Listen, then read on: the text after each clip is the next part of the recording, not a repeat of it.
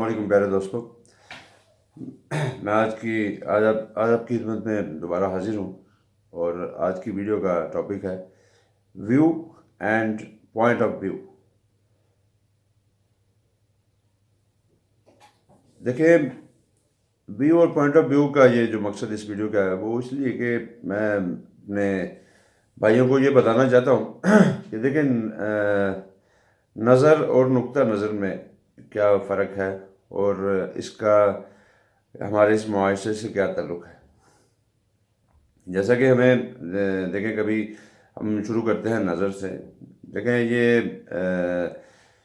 आपके सामने मैंने ग्लासेस लगाए हुए हैं। वो किस लिए लगाए हैं कि चूँकि जब भी नज़र आना कम हो जाए तो हम किसी डॉक्टर के पास जाते हैं, स्पेशलिस्ट के पास। वो हमारा आई चेकअप करता है। आई चेकअप करने के बाद वो हमें भेजता है ऑप्टिकल के पास, ठीक है।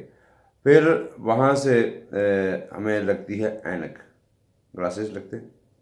उस ऐनक की बदौलत हमें जो चीज़ें धुंधली नज़र आ रही होती हैं, जो चीज़ें हमें दूर से हम जिन्हें देख नहीं सकते, वो ऐनक की बदौलत वो हमें वाज़ेह नज़र आती है।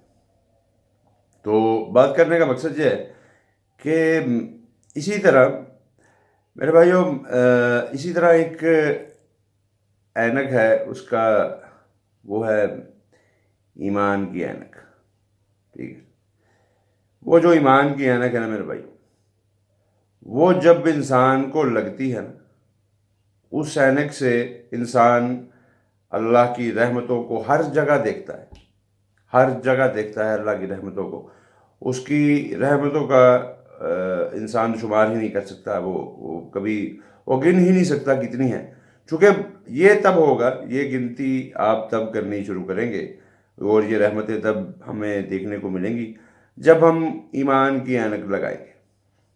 उस ईमान की ऐनक वो कहाँ से मिलती है, वो कहाँ से लेनी है, इसकी रिसर्च आपने खुद ही भी करनी है।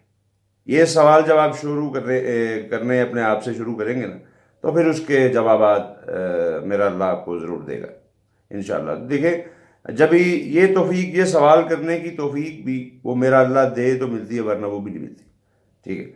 उसका चूँकि किसी ने राबिया बसरी से पूछा कि क्या इंसान को यकीन है कि उसकी तौबा कबूल हो जाती है, तो राबिया बसरी का ईमान ऐसा था, उन्होंने जवाब दिया कि वो रहमान जब तक तौफीक ना दे इंसान तौबा कर ही नहीं सकता।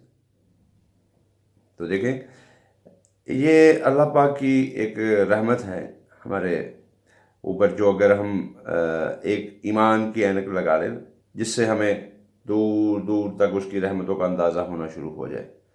लेकिन सबसे पहले हमारा काम है किसी स्पेशलिस्ट के पास जाएं। वो स्पेशलिस्ट कौन है, वो कहाँ है, ये इसका भी अभी आपने खुद ही इस बात की रिसर्च करनी है मेरे भाई। देखिए,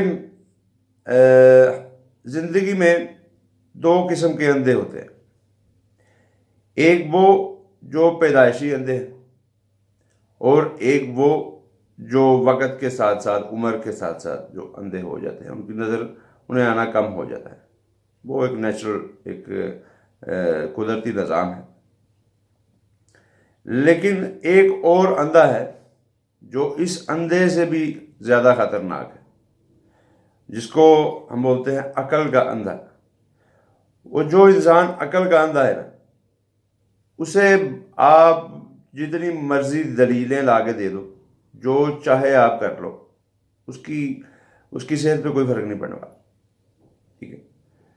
तो देखें, इंसान अगर कोई कुछ लोग ऐसे हैं इस दुनिया में जिनको अल्लाह ने जो आंखें नहीं दी, जिनको अल्लाह ताला ने बेनाई से महरूम रखा, लेकिन उनके पास वो जो रूहानी बीनाई है, अंदरूनी बीनाई जिसके पास है, जो अंदर से अपने रब को पा लेता है, अपने रब को देख लेता है,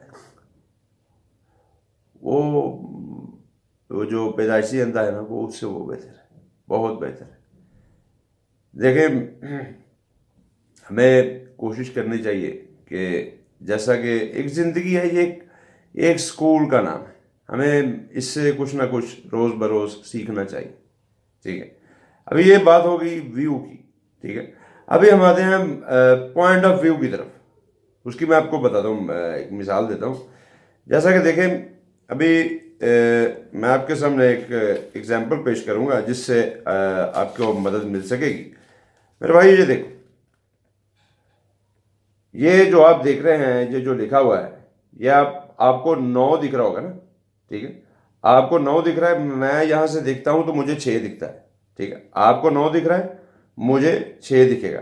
ایسے ہی زندگی ہے، یہ ہے point of its main point of view.